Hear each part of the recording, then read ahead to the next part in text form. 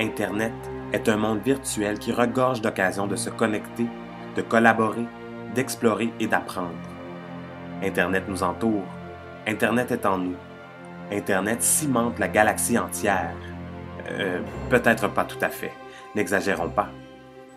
C'est tout de même une source époustouflante d'informations, bonnes ou mauvaises, qui sert également à communiquer. Internet contient des outils très utiles, que nous employons d'ailleurs tous les jours.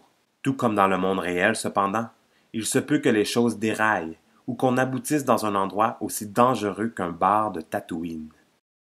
Comme dans le monde réel, heureusement, il existe des moyens de se protéger et de protéger les élèves pour qu'ils profitent des avantages d'être branchés. À vrai dire, la sécurité sur Internet ne vous paraît peut-être pas sorcière, mais voici tout de même quelques astuces simples que vous pouvez utiliser pour mieux vous protéger et aider vos élèves à se protéger quand ils vont en ligne. Si un vrai Jedi vous êtes, alors ne peut être Obi-Wan votre mot de passe, compris? Ne peut être Kenobi. Trouvez un mot de passe efficace.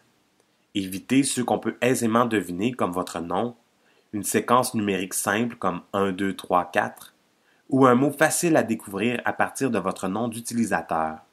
C'est une bonne idée de combiner lettres, majuscules et minuscules, chiffres et symboles. Par exemple, C3PO, point d'interrogation, R2D2.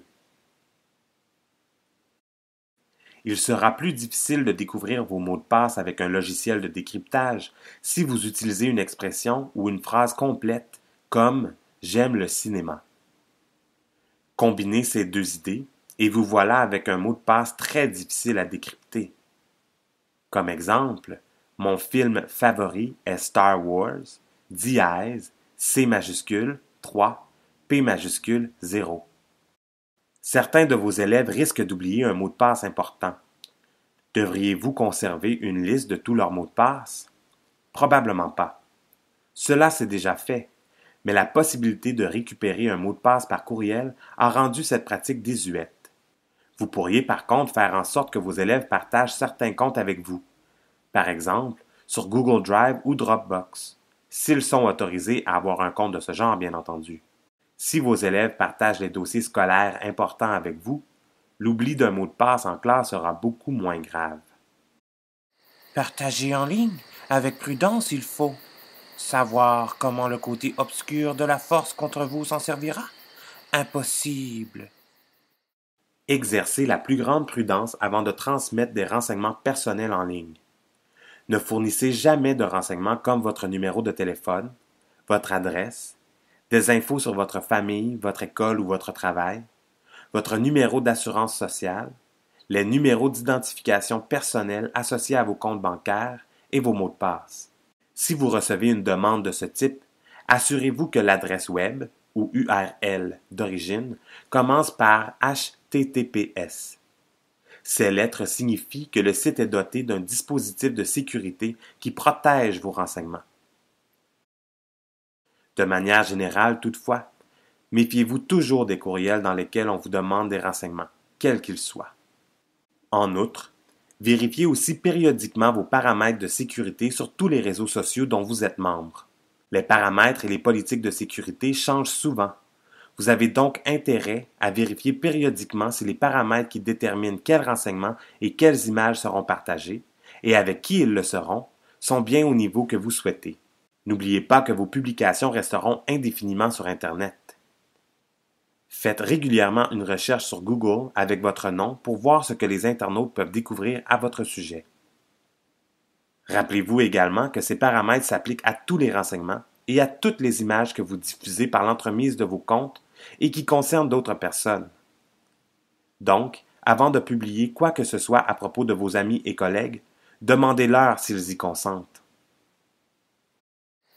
Attention à qui vous parlez en ligne, il faut faire.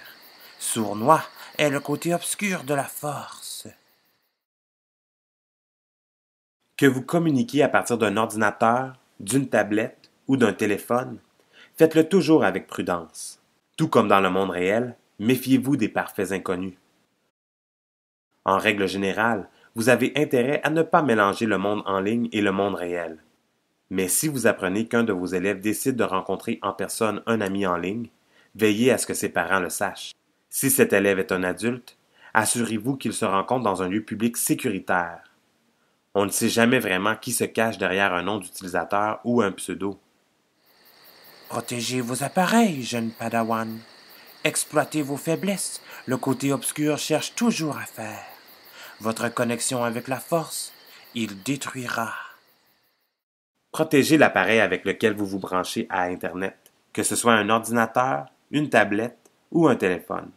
Les virus et les pirates peuvent causer des dommages permanents à votre ordinateur et rendre vos renseignements personnels vulnérables. Il est donc impératif d'utiliser un antivirus qui vérifie régulièrement si votre ordinateur est contaminé et le protège contre les attaques éventuelles.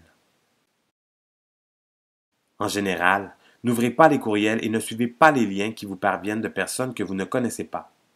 Certains pirates informatiques se feront même passer pour des entreprises ou des personnes que vous connaissez. La meilleure stratégie est donc de ne suivre aucun lien, à moins que vous sachiez avec certitude que le lien ne pose aucun danger. Comment le savoir? En plaçant le curseur sur le lien, on peut normalement voir où il mène. Si la destination demeure cachée, assurez-vous que vos élèves exercent la plus grande prudence. Enfin, n'oubliez pas de dire à vos élèves de faire régulièrement des copies de sauvegarde de tout ce qui se trouve sur leur ordinateur ou sur tout autre appareil qu'ils apportent en classe, après avoir vérifié si les fichiers sont exempts de virus, bien entendu. De cette façon, si l'appareil est la cible d'un pirate ou d'un virus, la copie du contenu permettra de le réinstaller quand celui-ci aura été réparé.